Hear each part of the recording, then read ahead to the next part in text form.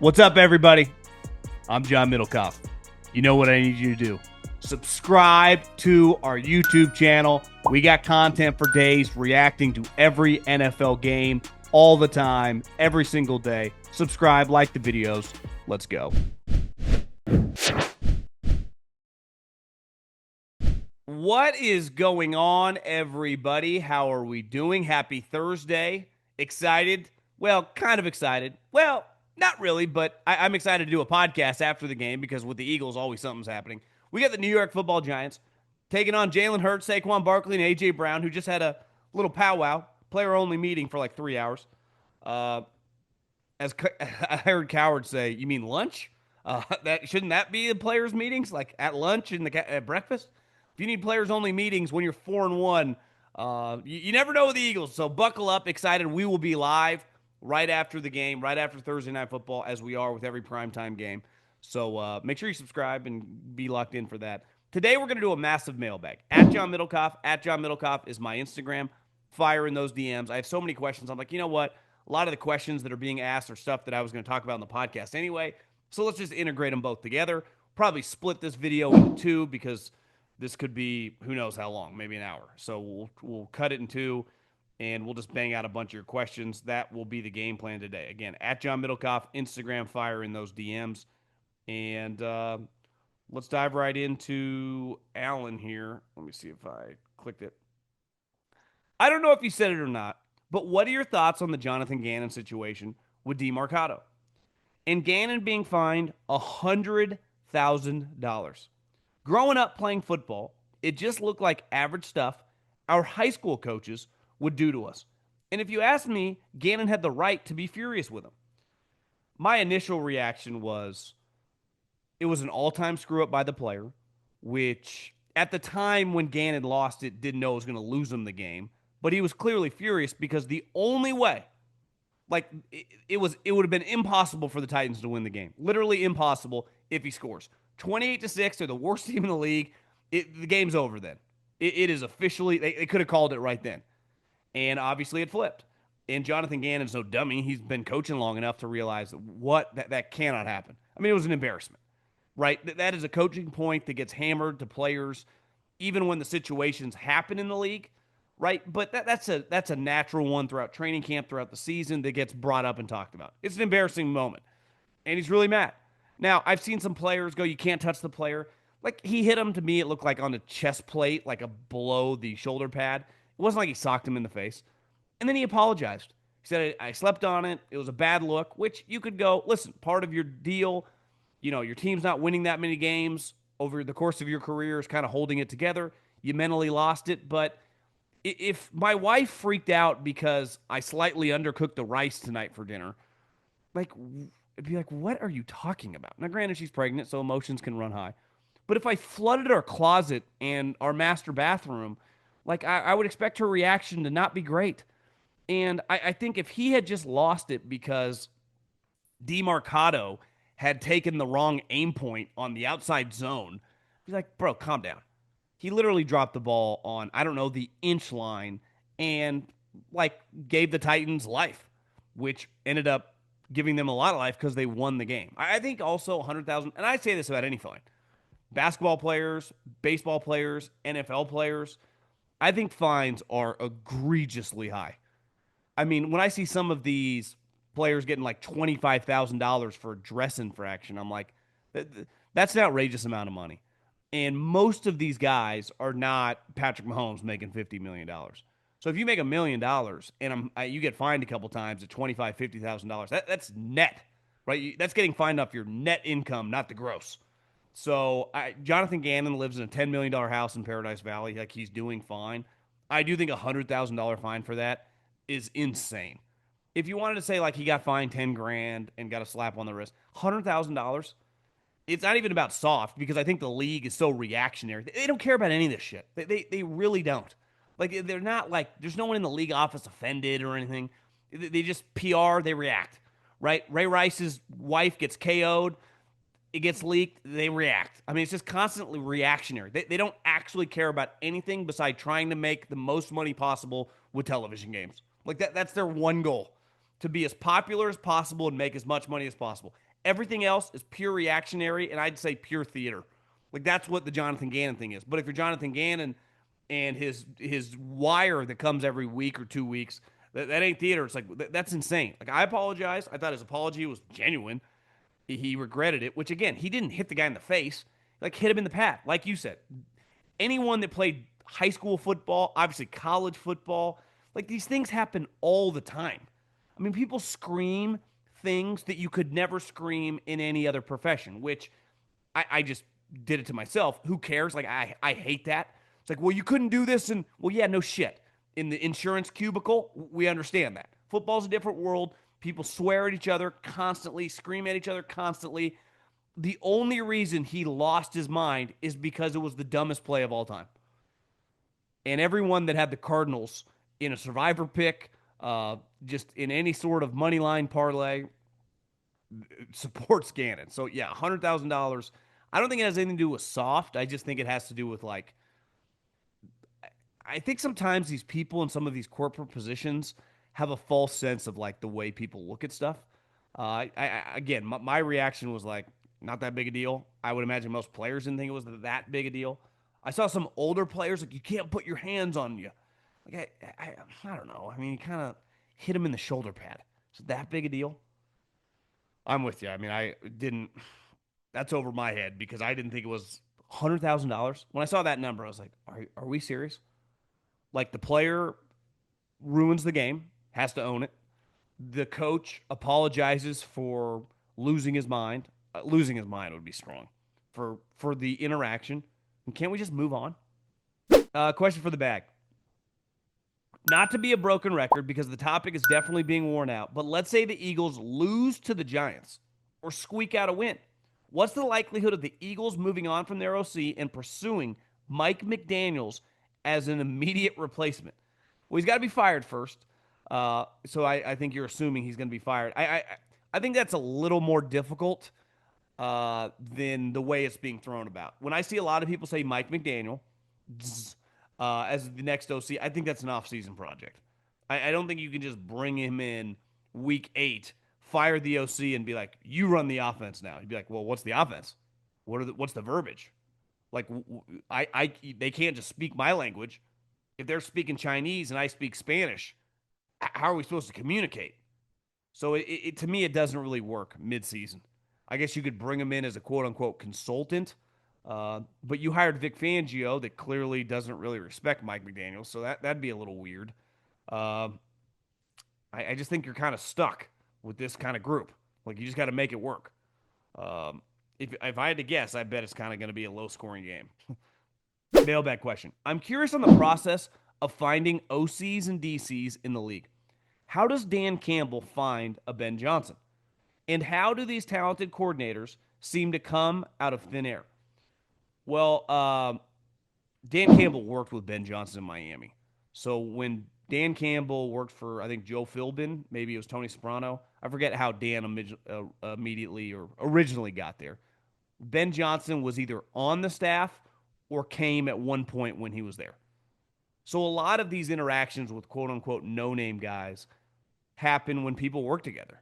It's right, like how did Sean McVay hire Kevin O'Connell to be his offensive coordinator a couple years ago? Because they had worked together when Jay Gruden had hired Kevin O'Connell years before in Washington, right? So these guys meet each other that way. A lot of it is just because you're hired. Like, how did I meet most of my friends in the NFL? Well, I was just worked for the Eagles, and they worked there too. It's like Howie Roseman hired him, and I just met guys that now work, still work for the Eagles, the Raiders, the Bucks, the Chiefs. Just out of happenstance. It's like it's no different than all these guys that work together because of Nick Saban. Well, it's because Nick Saban hired all these guys. So I think it's a lot of it's that. And then, Dan Campbell, when he elevated Ben Johnson, he probably thought highly of him as a young coach, as a smart coach, former quarterback at the University of North Carolina. I don't know if Bill Belichick's allowed to post anything about the Bears.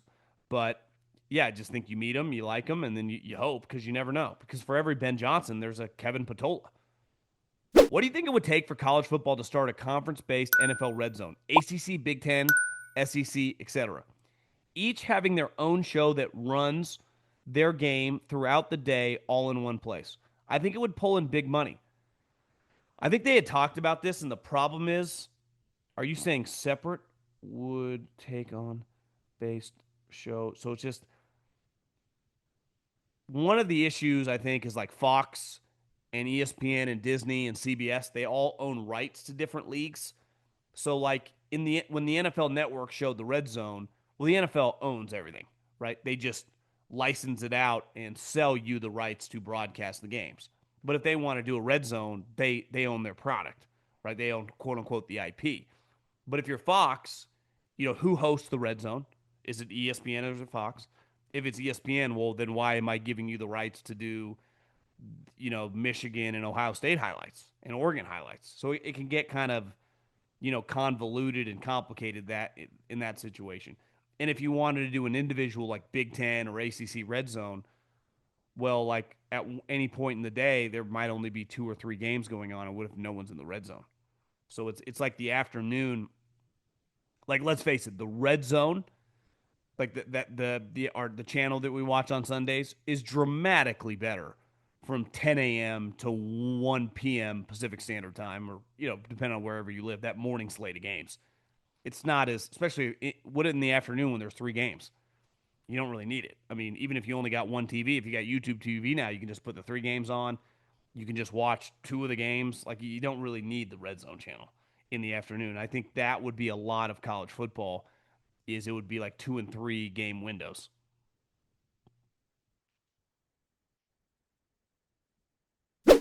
Today's show is brought to you by our new presenting sponsor, Hard Rock Bet.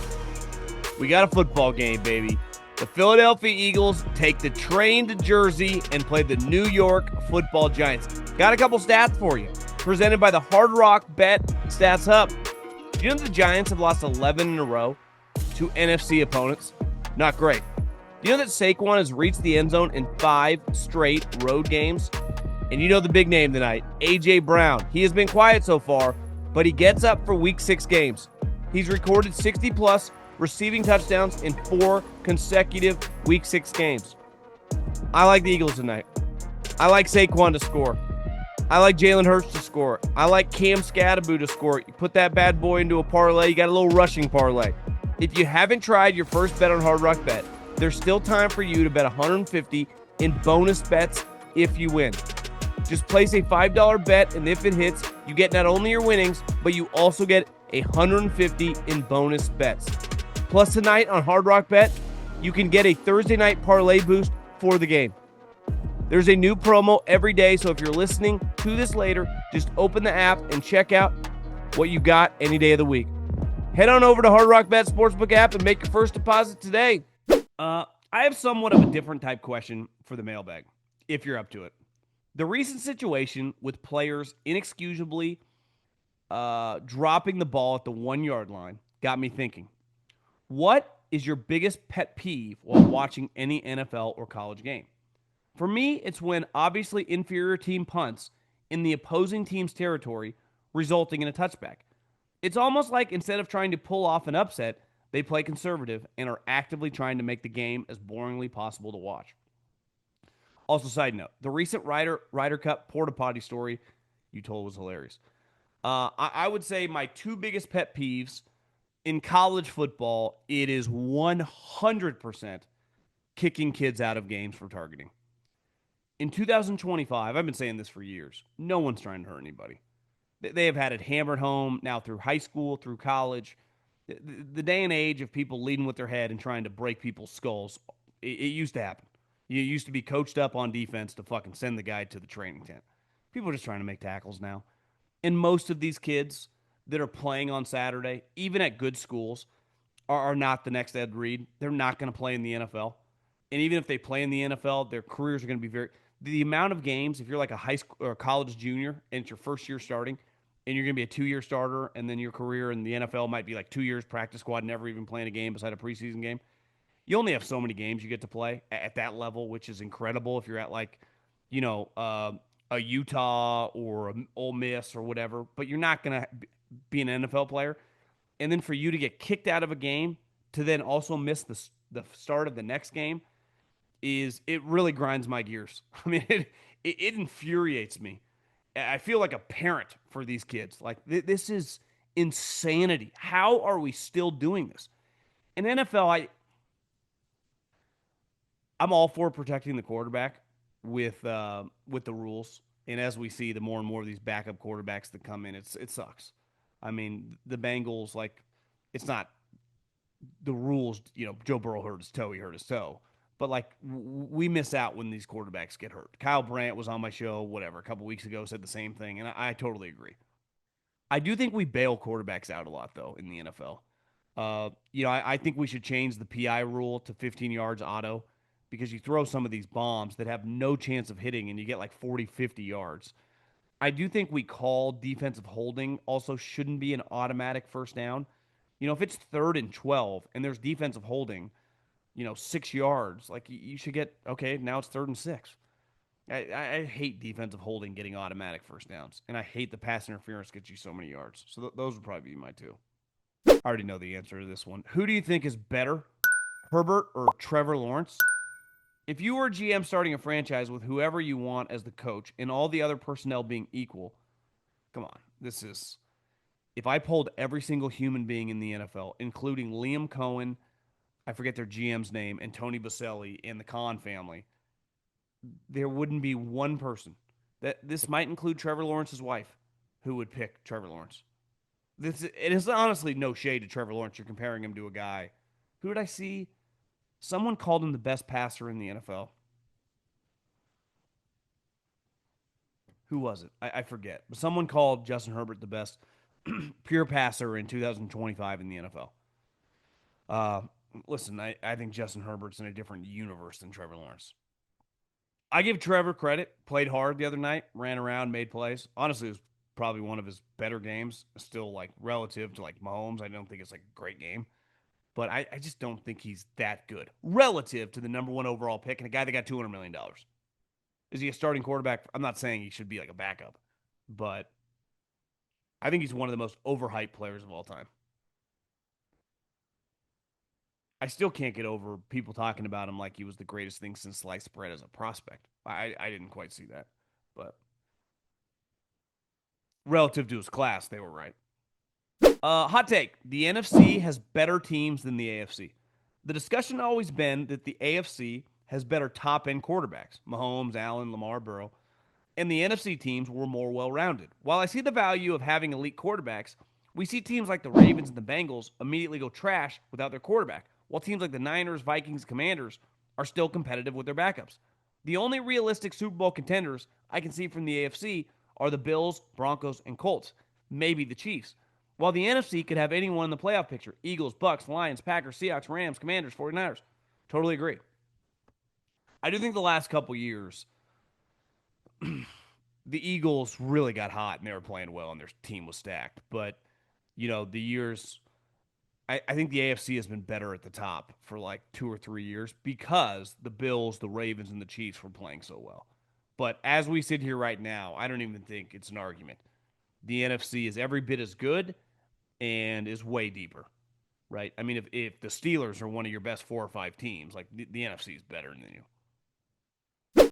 People talk trash about the tush push as if the Eagles are the only team that can run the play due to their quarterback being able to squat 500 pounds. I think it's 600, but I know what you mean.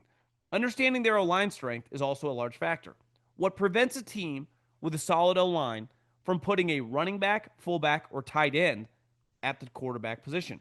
For example, why doesn't a team with a solid O-line as the Lions put David Montgomery or Laporta in the quarterback run and run the tush push? In at quarterback and run the tush push? Well, I think this answer is pretty simple. It's because anyone that's, played peewee football, let alone college or pro, like the quarterback center exchange is something that is taken very seriously. And a lot of coaches do not trust many people with their hands in the center's ass beside a quarterback. Even when you think about it, a lot of like direct runs to a running back are out of the shotgun because it's just easier to catch the ball for those guys than it is to have the quarterback center exchange. And I think it would be very difficult for a coach to sleep at night if they tried to run the tush push. Travis Kelce's a guy who has ran the tush push, right, for the Chiefs. Didn't he play quarterback? Wasn't that his position before he moved to tight end? He was a quarterback. So he's done that before. It's pretty rare. Like, you put David Montgomery under there. I don't think Dan Campbell and Johnny Morton would feel great about, like, what could go wrong. And how do you practice that? Well, it's like you take the center away from Jared Goff. So while it seems easy, you're like, he's just snapping it to their hands. I think when you talk about mid-game, it's sweaty. It's not what these guys are used to. I think that plays a pretty big role. Question for the bag. As a Niner fan, I understand everyone wanting to trade for a big-name D lineman. I agree we need one. But I think we should wait until the trade deadline when the prices go down. What do you think? Pull the trigger now, Hendrickson, Chubb, Thibodeau, or wait until the deadline? Yeah, I mean, we'll have to see what the record is. I mean, if you're like 7-1, you're 7-1. But, or, 8 and whatever. I think the deadline's week 9. So if you played 8 games and you're 6-2, but it's like you've won some crazy games with a bunch of backups. You have a million injuries. You're transitioning away from some of these high-priced guys. You're going to need draft picks. So I'd have a hard time like trading my pick 50 for Trey Hendrickson. I really, especially he's going to be a free agent. I just, are the 49ers a Super Bowl team? If they were fully healthy and all their guys were playing all the games, for sure. But who knows when George Kittle can come back. Bosa's out for the year.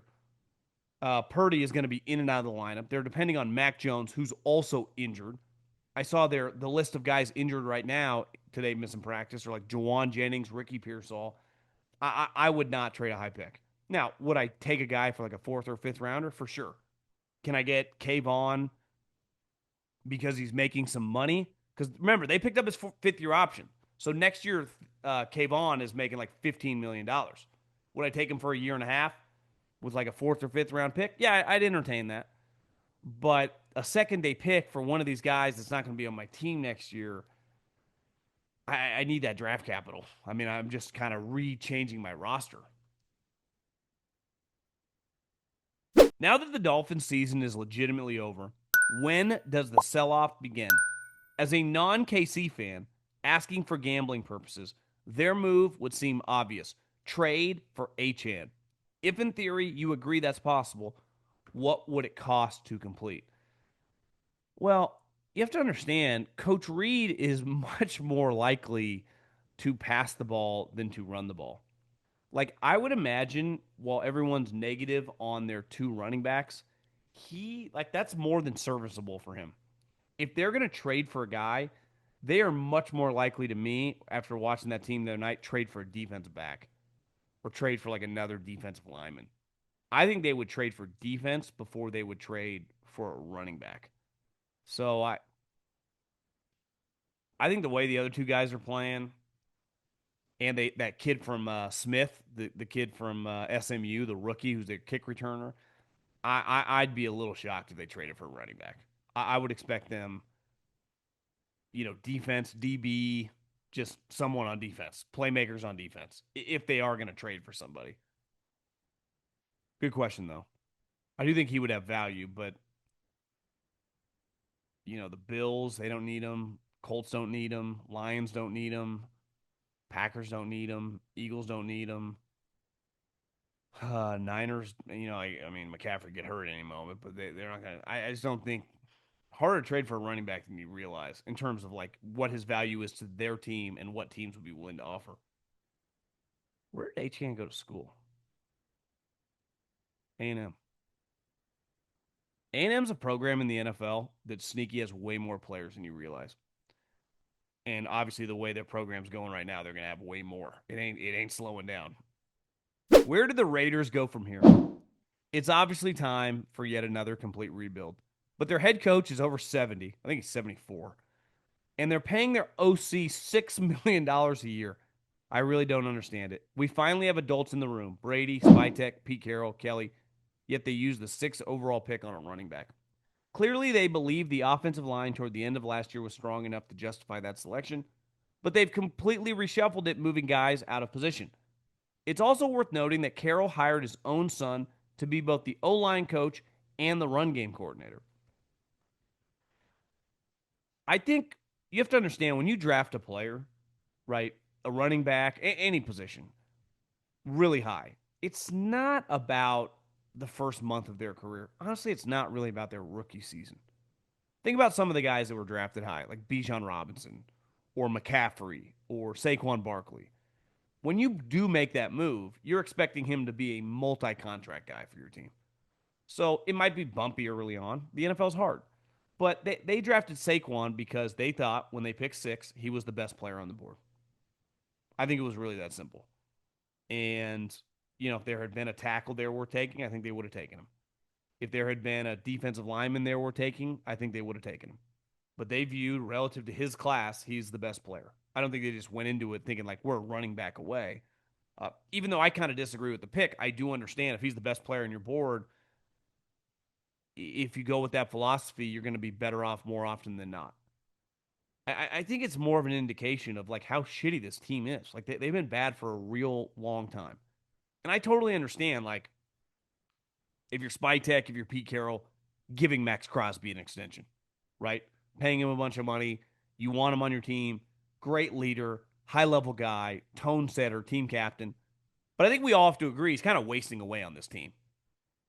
Like his value for all, like, can you imagine his value to like the Bills or his value to the Colts or his value to the Lions?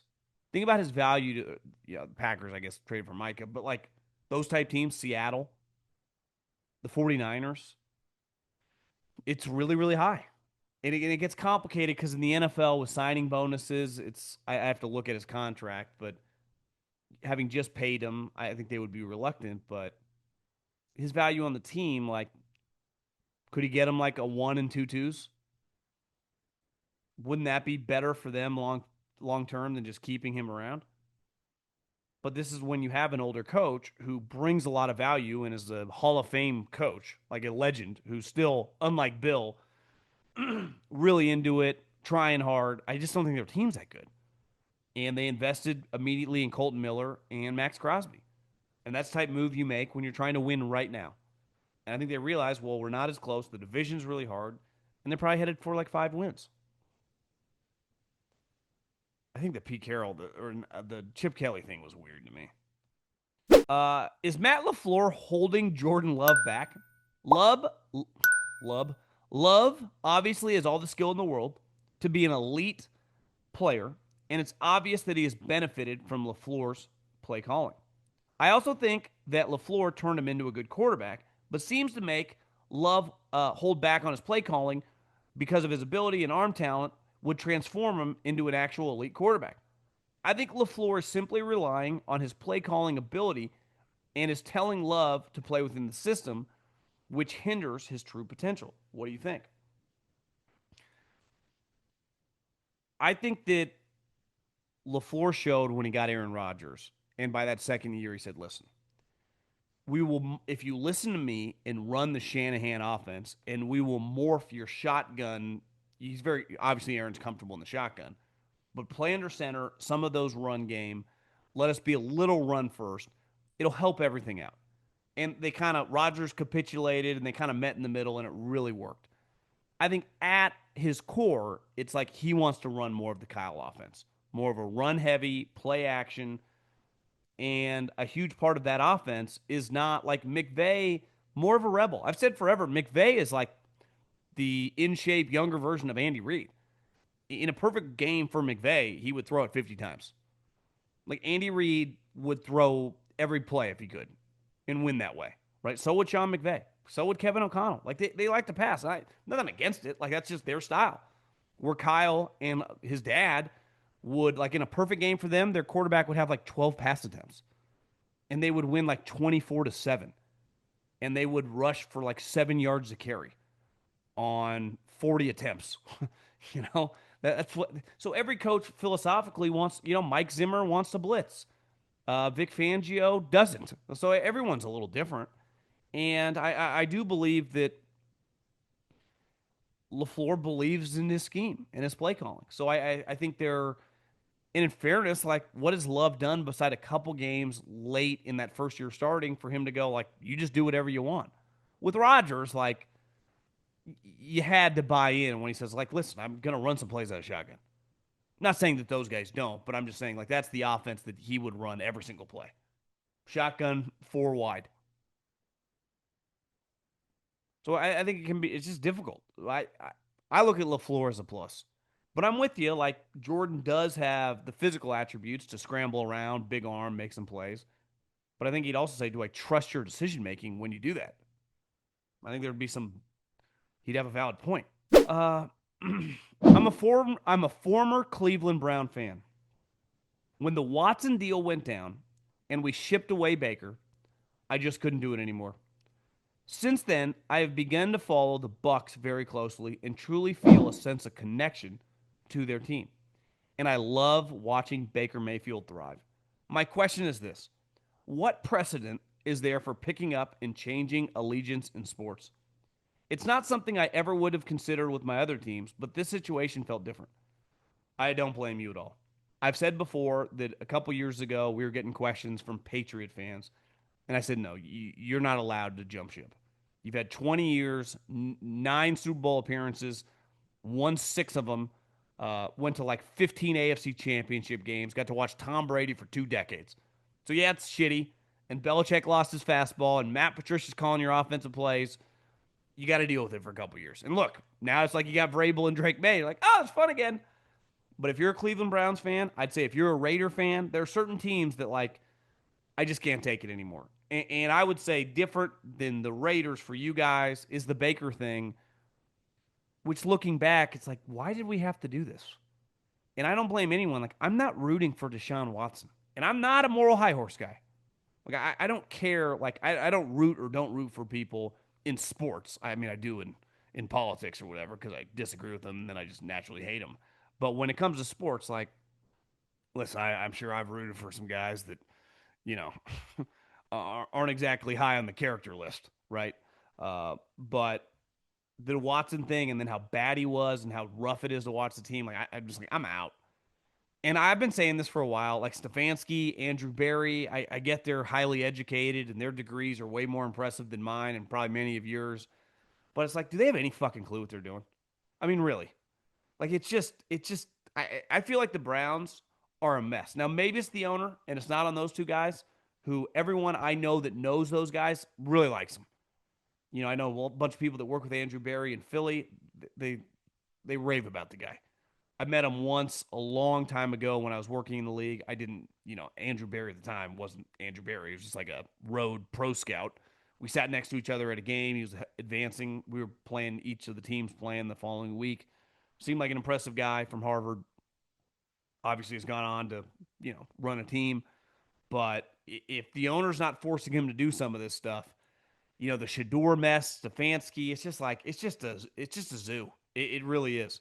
Then I saw today that Deshaun Watson is going to be cleared sometime in the next month or two. Like, he is going to be cleared with games remaining on the schedule. I'll tell you this. If they ever were to put him out there, and granted, I don't think those guys would, but if they did, like, I wouldn't blame any fan for just quitting. Be like, I can't do this anymore. Now, I don't think they will. I'm not sure what's going to happen, but it's not fun. I mean, part of this is, like, listen, part of watching sports, if you have a team, you have your good times and you got your bad times. And the overall, when it's all said and done, obviously, if you're a Laker fan or a Patriot fan and you're of a certain age, like, you've had a lot of good times, but you're also just going to have some really bad times. And it all kind of comes in perspective. And sometimes going through the ugly makes, when you finally just turn the corner, even if you just make a wild card, you're like, that was sweet, right? When you're the Browns, it's like, it can't always be this bad. And then we had a guy, and I get the GM's kind of polarizing, who was like, I think this guy is like the next Brett Favre. That was John Dorsey's thing. John Dorsey was around the Packers in the 90s. That's how he knew Andy Reid. That's why Andy hired him to be the GM of the Chiefs. And was like, I see Favre in this kid. And you look in 2025, like, I'm not saying like Brett Favre's a better player than Baker Mayfield, but was he kind of right? Like, I mean, Baker Mayfield has something kind of, I don't know, that it factor, kind of a special player. And now it's like, we had this guy. We had this guy. It's why I defended like Minnesota.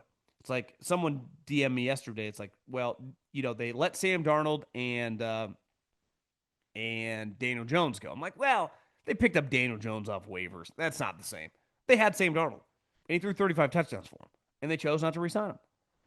Like that is a legitimate conversation. I don't hold Daniel Jones again, just like I don't hold Baker Mayfield with the Rams. Obviously, they got Stafford, but I think these situations just kind of get weird, and they get weird fast. And if you're a Browns fan, it's just really it's a rough, embarrassing stretch. It really is. And like all this time, you have one of the great pass rushers of all time. Your defense now for several years has been really good. It's like what's going on? And our coach is an offensive coach. My question with the Browns, and I don't follow them, beside like Mary Kate on Twitter. Like I'm not on the Browns message boards and stuff and listen to local radio. Did Stefanski turn on Baker? Was Baker, tough to handle for Stefanski? Like, I need the real story there. Like, what happened with that? It wasn't just like Odell's dad posting the YouTube, like, see, my son's open. It had to be more complicated than that. Like, what I want is like a Wickersham or Mary Kay, one of those people that covers the team or is just locked into the league. I want to know what happened with that relationship. Like, why did was it the owner? I don't know.